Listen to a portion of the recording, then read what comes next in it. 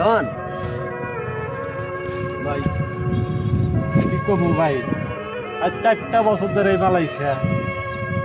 আমার আম্মা নাই, বাপ নাই, তারা অন্ধকার কবরে চলে গেছে। আজকেই প্রথম রোজা।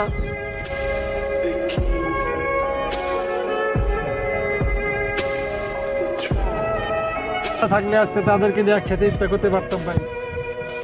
ভাই দোয়া করেন আমার আম্মা যেন আল্লাহ পাক কবরে খুব শান্তিতে রাখে, তাদের কবরে আযাব মাফ করে দেয় ভাই।